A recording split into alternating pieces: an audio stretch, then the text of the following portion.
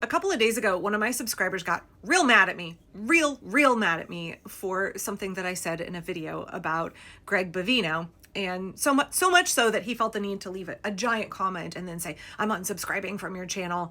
And whatever, like I can't control if people subscribe to my YouTube or my TikTok accounts or not, right?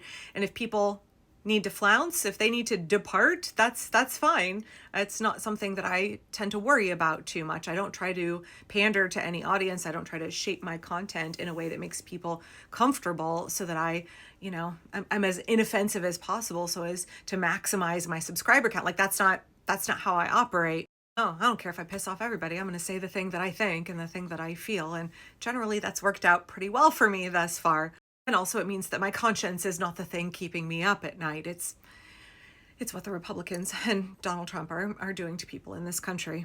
But yesterday, my eldest kid and I were on a hike and we were having a conversation about this guy's flounce and how upset he was and how he was really upset because he misunderstood what I was doing. And Ruth was saying, like, I think you should explain to your audience why what you did in that video was a tactical choice and how the fact that that guy misunderstood it caused him to have a little bit of a meltdown and choose to dip out.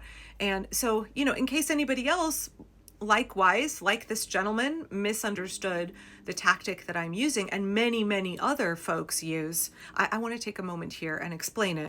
This is not a tactic that I originated by any means. I mean, AOC uses it on the regular, so does Governor Tim Walz. Okay, so let me lay it all out for you. Let me explain the thing that I said that pissed that guy off and then how that is a tactical choice. And I really think we should all embrace more of it. I like to call Greg Bevino Greg Runt Bevino. That's a conscious choice that I make, but I know that a lot of people on the internet make fun of the fact that he's real short. And not only that, but he has his little, security guard force around him. And they're all really tall, but he always has one guy who's even shorter than him. Like Greg's like 5'4" or something. And he has some guy who's like 5'2" next to him so that he looks taller. It's clearly something that Greg is insecure about, as well as his kind of high squeaky voice. So in the title of my recent video, I called him Greg Runt Bevino, and some short king in my comments got real mad and said, I thought you were above body shaming and I thought you were all about body positivity and how could you make fun of a man for his stature? That's not something that he can choose or control. How dare you? This is so offensive, blah, blah, blah, blah, blah, blah. I'm unsubscribing. And I was like, okay, if you are insecure about your height and this video triggered you and you chose to take offense, like out of all of the things I was discussing in the video, that's the thing that you just like could not handle and that caused you to dip. That's your issue to deal with. Those are your feelings to deal with. Your discomfort on some level is not my problem. And let's be really clear here. I am about body positivity. I am about acceptance. I am about not body shaming people. And the fact that I call Greg Runt Bevino has actually nothing to do with my perception of his height. It's actually not shaming him for his height at all. It's making fun of him for how profoundly insecure he is about his height. I've dated guys shorter than me. I don't care. I don't care if somebody is shorter than me. That's not something that like I personally have an issue with at all. But Greg has short man syndrome real bad. And it's caused him to decide to become Mr. Nazi. I mean, who knows what other pathology is there? Who knows how much attention he didn't get from his daddy or whatever, the wrong kind of attention. Who knows? Whatever. But clearly his height is part of it. He's clearly painfully insecure about his height. And the reason that I like to point that out is because these guys in the regime, they want you to think that they are all powerful badasses. They want you to think that they're so macho and masculine and secure and that like nothing scares them, nothing intimidates them. They think they're the best thing. They think they're the master race, y'all. They want you to be scared of them. They want you to think that they are big and scary and powerful and better than you and stronger than you and more intelligent than you, superior to you in every way, and they're going to defeat you. Pointing out the fact that they are actually really pathetically fragile men and they are not in any way superior, that is a tactical choice to demystify them, to rob them of their power over you. Or maybe rob is not the right word, maybe short circuit their ability to make you scared of them. It's the same reason that AOC makes fun of Stephen Miller's height. It's the same reason I make fun of the fact that Stephen Miller in 2018 liked to wear spray-on hair and he's very insecure about how bald he is.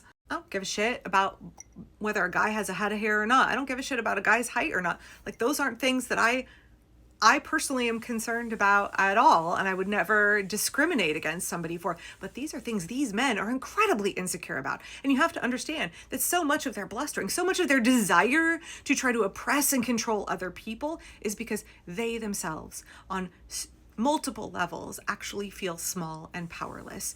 It's all about their cope. It's all about their projection. It's all about the fact that they are trying to convince you that they are something that they are not. And when we use these kinds of tactics, we deprive them of having any power over us. They want you to think that they're big and scary and bad and powerful. And I am trying to show you that they are actually not big and scary and bad and powerful. They're trying to wield power that they're incapable of wielding. They're trying to claim authority that they don't have. They're trying to make you afraid of them when they're pathetic little losers. And as Ruth and I are having this conversation about how, like, oh, this guy in my comments, he didn't get it. He chose to take offense because he's a short dude who probably feels insecure about being short, rather than understanding that I wasn't making fun of Greg Bevino for being short. I was making fun of him for being insecure about the fact that he's short.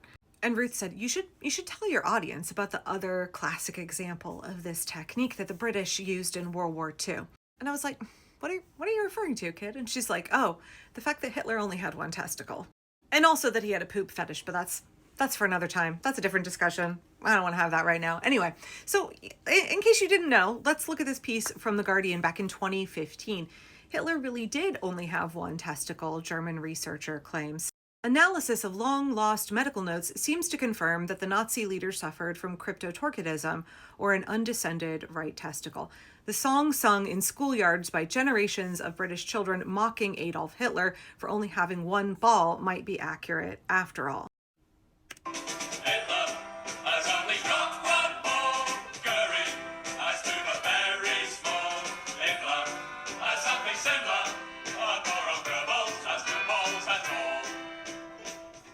The article then goes on to talk about these unearthed medical records from 1923, in which Adolf Hitler was listed as an artist and recently a writer, and was described as healthy and strong, except for the fact that he suffered from right side cryptotorchidism, meaning he didn't have a right testicle. His right ball never dropped. I guess at the time the Brits wrote that song, it was well known that Hitler only had one nut, but it was thought that he had probably lost it in World War I in a battle, rather than the fact that he just never had one. But anyway, my point is, this is a tactic used to take power away from these fragile men, because so much of their power is derived through fear and intimidation. And if we poke fun at them, then they aren't intimidating, right? Does that help clarify this tactic a little bit? We are taking the wind out of their sails. We are depriving them of their ability to threaten and intimidate us. We're depriving them of their ability to make us afraid of them, because we shouldn't fear them. We shouldn't fear them. They will try and use fear to control us. And so we must be bold in this moment. We must be unafraid. And I'm telling y'all, nothing works better. Nothing works better to demystify these men and deprive them of their ability to try and set themselves up with godlike status than to poke fun at them. There are right and wrong ways to go about it, but maybe that's a topic for another video, and not one where I talk about Hitler's poop fetish, because I'm not making a video on that at all.